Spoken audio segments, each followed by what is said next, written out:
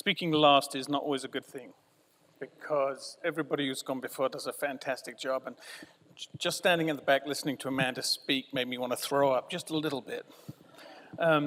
So what I thought I would do is turn a negative into a positive, which is what TED's about. It's about thinking outside of the box. So what you need to do is you need to stand at the back and take copious notes of all the speakers that go before you. And then you stand on the stage and say, I need to change my speech to be, how can we use time and technology, cops and crowds, to reinvent how we age while hiding in plain sight with resources beyond food, water, and energy?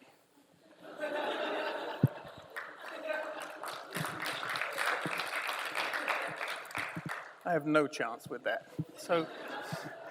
So let's talk about the University of Life. You know, there's been an elephant in the university quads for a long time that we've tried to ignore, and it's an argument about whether or not you have to actually take classes and pass them in order for you to be excellent at something.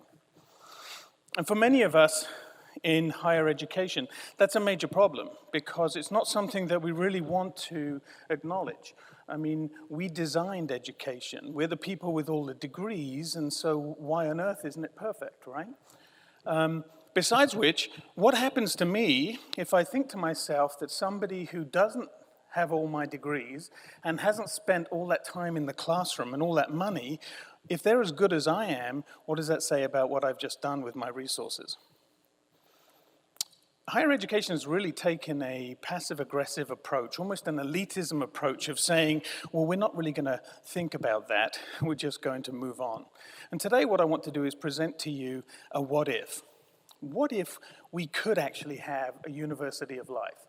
What if we could design education so that it's based not just on academics, but perhaps as well on experience? And what if we could take all those factors that we know about education and really make them pertinent? We know what good education looks like. I mean, we understand the science behind brain-based learning. We really know about it. We know that the brain is a highly complex processor, and that it works best when it's stimulated in multiple ways, which is why while people have stood here presenting to you today, they've also put images on a screen so that you can see and so that you can experience. Now, at this point, I was going to show you how music and movement can also stimulate the brain and help you understand. But last night at the rehearsal, when I started twerking to Miley Cyrus, they said they were going to turn the mics off. So you'll just have to believe me when I say to you that the brain learns in patterns. It learns when emotions are involved. It learns consciously and subconsciously. We know these things. We know that it learns in parts and in wholes. So what are we doing about it? Well, Dr. Renee Kane, who is an expert in the field, and she wrote a book called Making Connections. And in her book, she let us know that there's a few things that have to be in place for education to be excellent. And those things include, first of all, that we need to parallel process, that the brain needs to learn and experience at the same time, that it's not going to maximize its ability if we're just doing the academic side of things. She said that the learning needs to be meaningful. Really, truly meaningful. And if it has meaning for you, then it takes you to another level. And I'm going to refer you back to Amanda's conversation. How meaningful is it that she changed her career path? How much better a career professional will she be because of that? Also talked about the fact that learning needs to be complex, it needs to be real world based, and it needs to be interactive in nature. So can we build this University of Life in that likeness? Can we move forward and think about giving you the opportunity to attend this place that looks nothing like the quads that we presently have, but is based upon the best of research that we have? A-Racer. If you take a look now, A-Racer is relevant, challenging, engaging, real, applied, and active. And it was the best acronym that I could come up with. And it's not very good.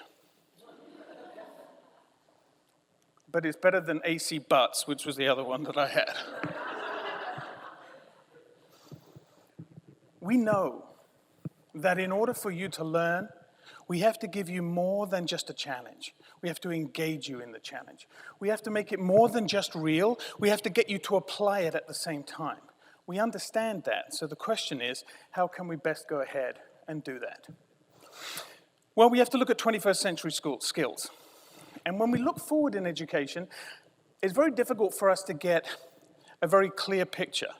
But we can get a silhouette of what it is that we're going to need. And here are some of the things that you are going to need.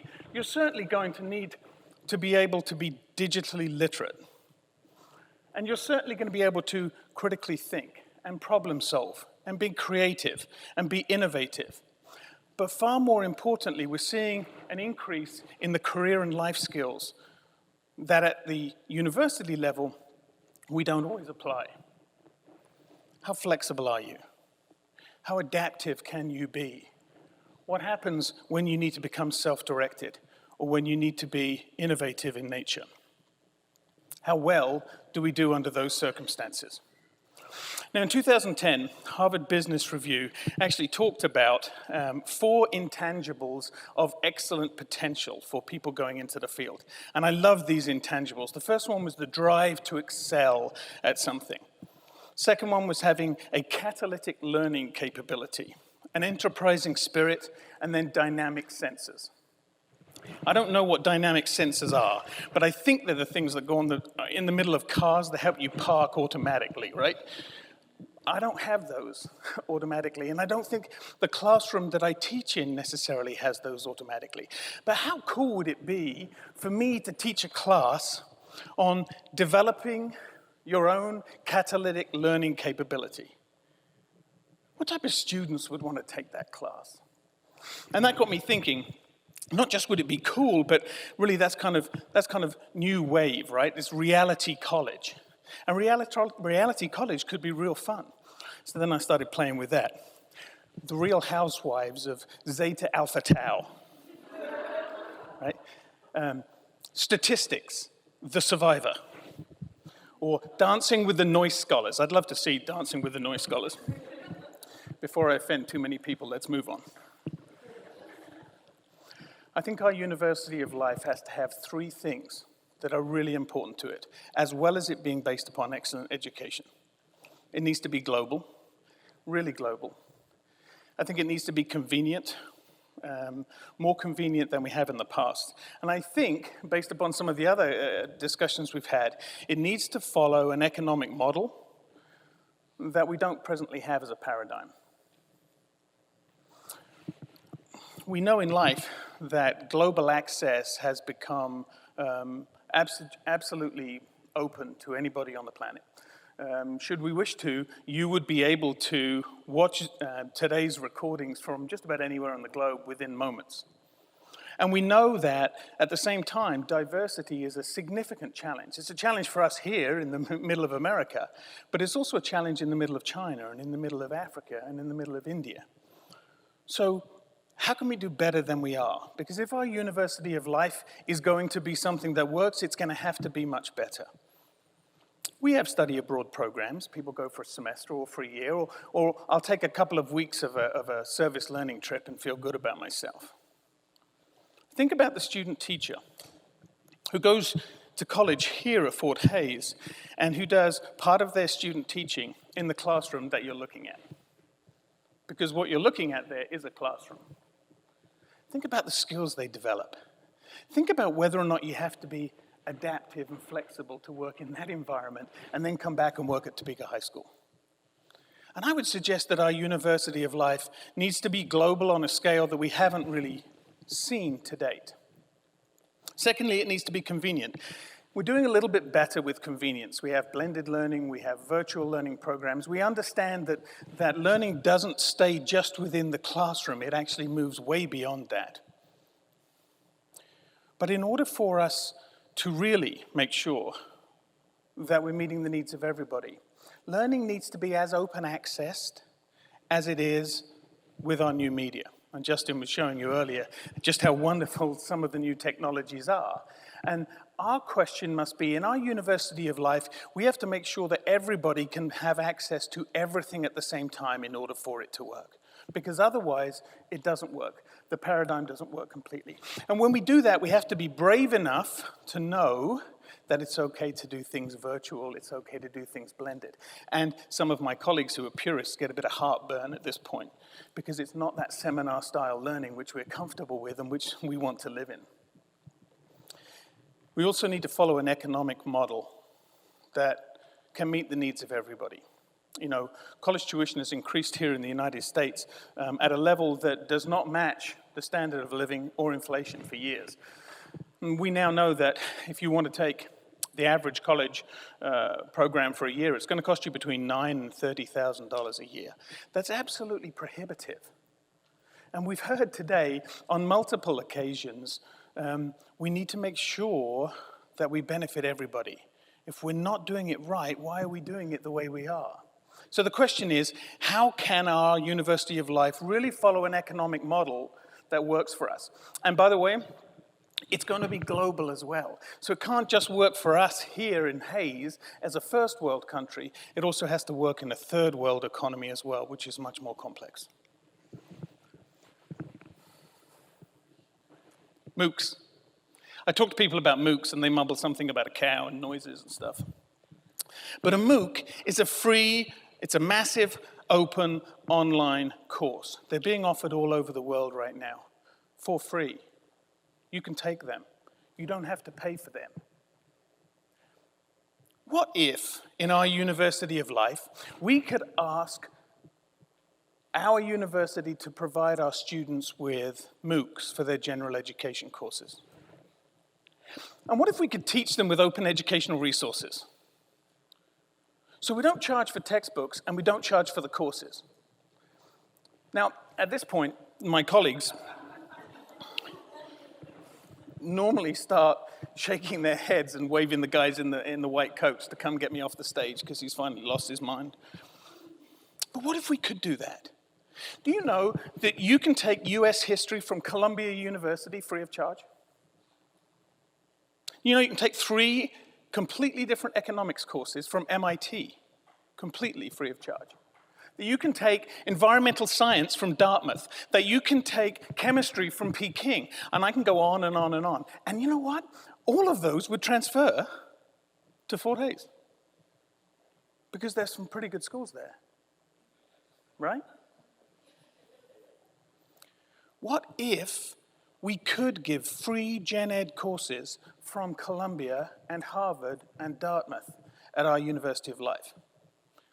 We just open up an economic paradigm that changes the whole game, right? What if our programs could be completely immersive?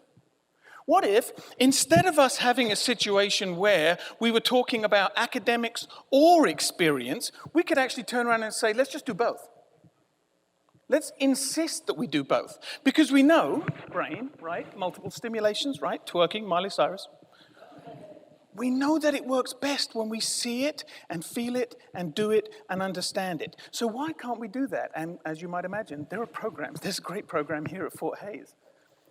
Our Teaching Residency program takes the last 2 years of college, all of our specialist courses, and has students take those courses while they're working full-time in a school. They don't have to have evening work. They don't have to have second jobs. More importantly, they're learning their academics, and at exactly the same time, they're applying it in a real-world setting. We're actually making them do the things that we know help the brain in terms of learning.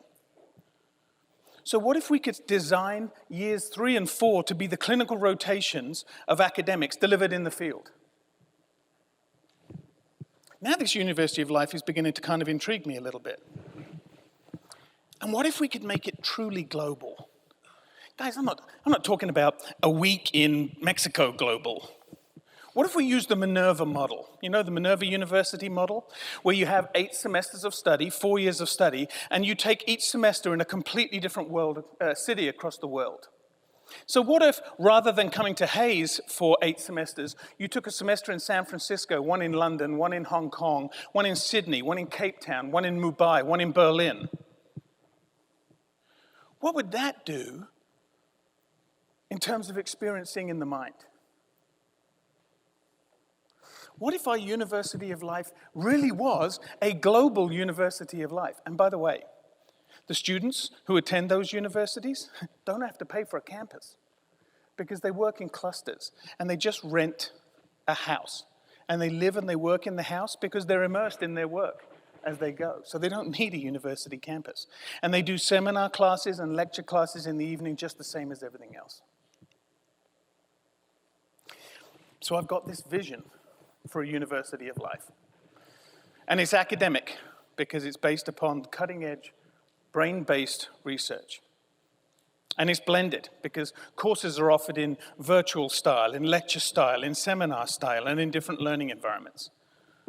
It's affordable because we make sure that the general education courses don't cost us anything. And it doesn't matter whether you grew up in Mumbai or Cape Town or London or here in Hayes, they're all available to you.